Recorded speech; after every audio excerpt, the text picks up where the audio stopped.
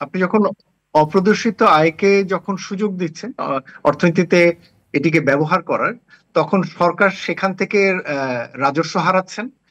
এবং সেই রাজস্ব প্রাপ্তির সাপেক্ষে সরকার কিন্তু বিভিন্ন ধরনের উন্নয়ন কর্মকাণ্ড পরিচালনা করতে পারতেন, যেটা সরকারের অর্থ ঘাটতির কারণে অনেক ধরনের কাজ করার সুযোগ হয় না।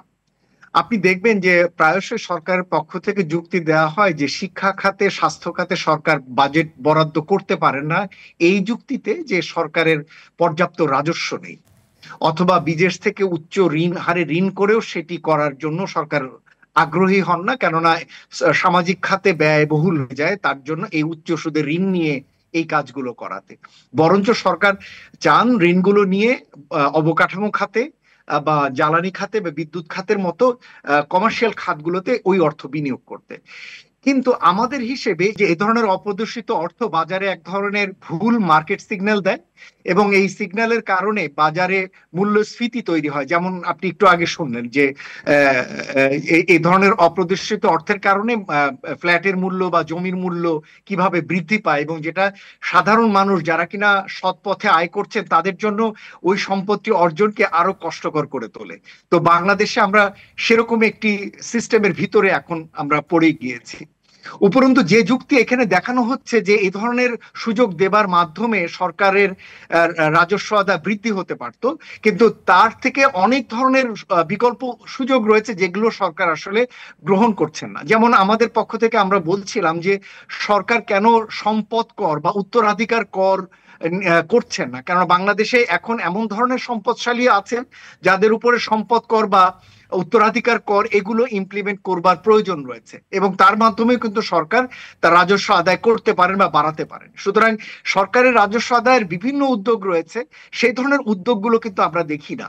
আমরা এবারের যেমন যে ঘোষণাটি আসলো, সেখানে সরকার একদিকে কালো টাকা সাদার সুযোগ রাখছেন বা অপ্রতিশত অর্থের সুযোগ রাখছেন, কিন্তু কিভাবে তার করজাল বিস্তৃত করতে পারবেন, এবং আপনাকে যে বললাম যে বিপুল পরিমাণ কর সারা দেশে ছড়িয়ে আছে, করজালের বাইরে রয়ে গিয়েছে, কর ফাঁকি দেওয়া হচ্ছে, কর এড়িয়ে যাওয়া হচ্ছে, তাদেরকে কিভাবে করজালের আওতায় আনা যাবে সেই সংক্রান্ত কিন্তু কোনো বড় রকমের উদ্যোগ আমরা দেখছি না। সুতরাং এটা একটা বড় রকমের কর ন্যায্যতার পরিপন্থী, এবং আমরা কিন্তু এই সরকারের এই উদ্যোগে একেবারেই একমত নই। এবং আমি নিজেও বলেছি যে আমি এই ধরনের একটা উদ্যোগ এই সরকারের কাছ থেকে মোটেও আশা করিনি, এবং এটার জন্য আসলে আমরা সরকারকে নিন্দা জানাচ্ছি। এটা কোনোভাবেই একটি উদ্যোগ এই সরকারের যে যে ভ্যালুস, সেই ভ্যালুজের সাথে কোনোভাবেই এই এরকম একটি উদ্যোগ যায় না। উপরন্তু আপনাকে যে কথাটি বলে শেষ করব সেটা হলো যে এই ধরনের উদ্যোগগুলো হচ্ছে এক ধরনের প্রণোদনামূলক উদ্যোগ। আপনি যদি রাখেন এবং আপনি যদি কিছু বাড়তি শুল্ক দেন বা কর দেন, তাহলে আপনাকে সাদা করে দেওয়া হবে বা এটিকে বৈধ করে দেওয়া হবে। কিন্তু উল্টো প্রশ্নটি হচ্ছে, আপনি যদি এগুলো অপ্রদর্শিত অবস্থায় রেখে দেন তাহলে কি কোনো সমস্যা হবে? আসলে কিন্তু কোনো সমস্যা হবে না। বাংলাদেশে এমন হ্যাঁ, কোন এখানে তো সিস্টেম এখনো গড়ে এখানে তো ওঠেনি।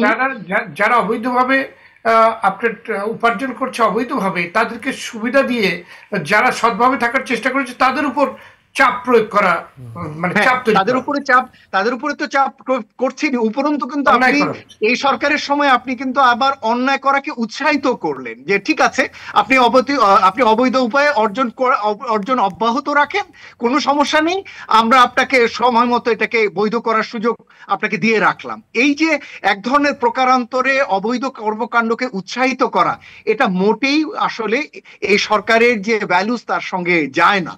সুতরাং আমরা মনে করি যে যে কোনো বিচারে কোনো কারণই নেই এই ধরনের একটা সুযোগ রেখে দেওয়া, এবং সরকার যদি আদতেই রাজস্ব বাড়াতে চান, সরকার সেই রাজস্ব বাড়ানোর জন্য করজাল বিস্তৃত করা, কর এড়িয়ে যাওয়া, ফাঁকির মতো জায়গাগুলোকে অ্যাড্রেস করবার জন্য যদি উদ্যোগ নেন, তাহলে সরকার খুব ভালোভাবেই তার রাজস্ব বৃদ্ধির সুযোগ পাবেন, এর মাধ্যমে সামাজিক কর্মকাণ্ডগুলোতে, সামাজিক খাতগুলোতে আরো বিনিয়োগ করতে পারবেন।